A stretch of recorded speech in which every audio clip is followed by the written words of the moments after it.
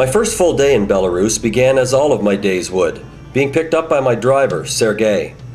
I was always greeted with a smile, a handshake, and Dobre Otra, which means good morning. Once delivered to school number 1, it was handshakes and Dobre Otra all around, which included drivers, interpreters, and fellow delegates. The handshake is a very important part of greeting in Belarus, and I was always careful not to miss anyone for fear of offending. Of the 5 containers shipped to Belarus with over $500,000 in aid, 3.5 had been unloaded and put into bond at their final destinations. They contained annual supplies of clothing, toiletries, and supplies for 7 orphanages, as well as the Chausy Hospital.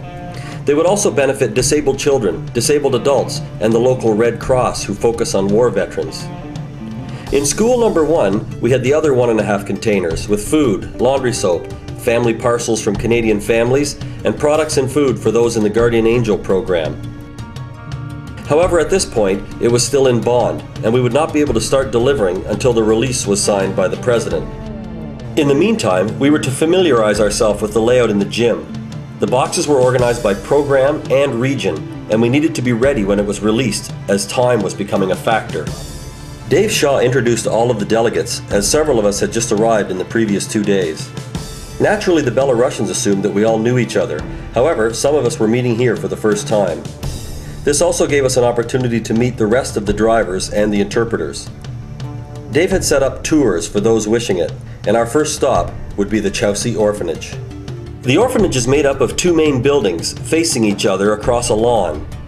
This one is where the children sleep and eat, and the second has the classrooms and gym or concert hall. Between are 2 smaller structures. One houses the library, and the other is being turned into a fitness center.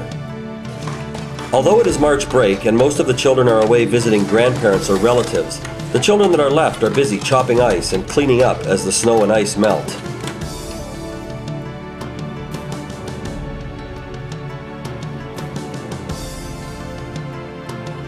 In the lobby, we are greeted by samples of the children's schoolwork on display, as well as by the director of the orphanage, Vitaly. The director welcomed us and showed obvious pride at the children's work. The Chausy Orphanage was built in 1946 for the region's orphans of World War II. Chausy was on the front lines during World War II for 9.5 months. 1 in 4 Belarusian citizens died in World War II. In Chausy, the death toll was 1 in 3.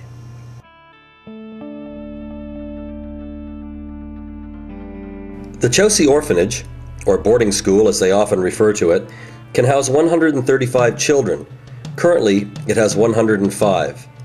70% of the children come from families who have lost the rights to their children due to alcohol, neglect, and/or abuse.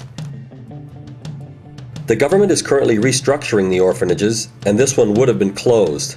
However, due to the efforts of Canadian aid for Chernobyl, it is now one of the finest in the Mogilev province, one of 27, and the only one with hot water. During school breaks like this one, the children will be sent to stay with a grandparent, an aunt or uncle, or in some cases, a parent. The children have been preparing a concert for us, and some of them are here today practicing in the gym. The computers in this classroom are here thanks to Canadian aid for Chernobyl.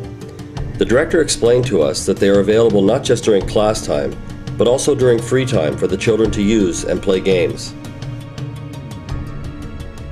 One of the greatest improvements made by Canadian aid for Chernobyl at the orphanage was not only bringing hot running water, but also replacing the horribly aged bathrooms. The sink on the left does not even have a tap or drain. The new bathrooms are finished in ceramic tile for easier cleaning and include clean toilets, sinks, and even showers.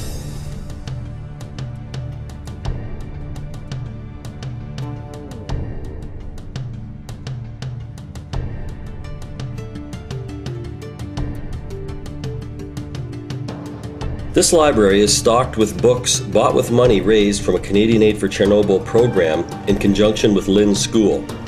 Dave's daughter Riley attended Lynn's school 5 years ago when the program began. Dave enlisted the help of Neil Matheson, a teacher at the school.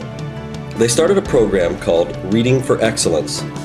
Children were sponsored to read as many books as possible in a 5-week period, and the money raised would be used to buy books for the library.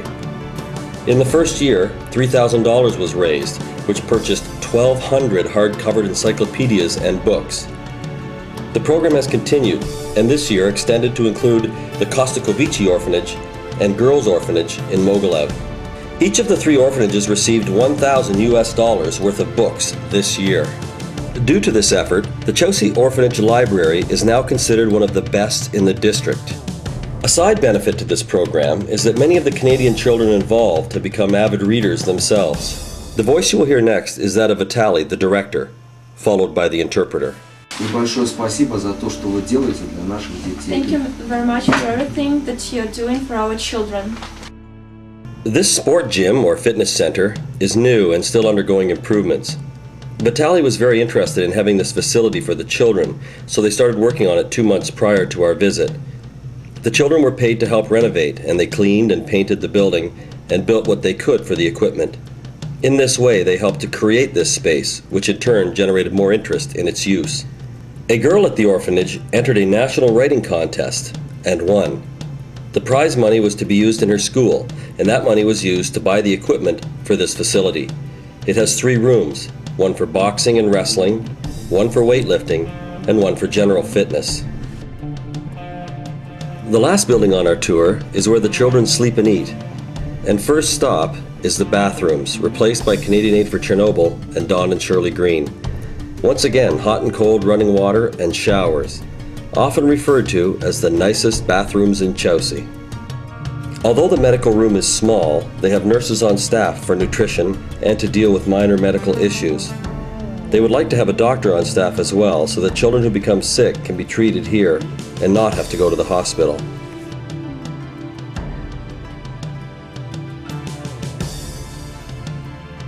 The rest of our tour takes us through recreation areas, bedrooms, and an arts and crafts room.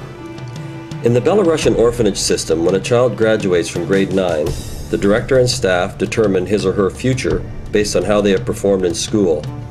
If they have not done well academically, the choices are few: baker, seamstress, etc. However, by supporting them, as Canadian Aid for Chernobyl has, with musical equipment, computers, books, art supplies, and sports equipment, the orphanage staff is better able to find the unique ability of each child and focus on developing these skills.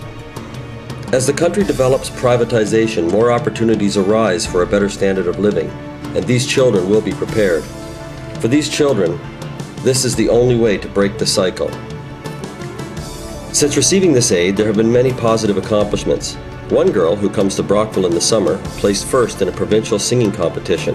Their music teacher, since receiving an electric piano, won an award for music composition. The children won for performing that composition. 2 children have received national awards in literature and poetry. Our tour concludes with lunch, served complete with Canadian flags, and the repeated mantra of thanks: Spasiba, Spasiba, Spasiba.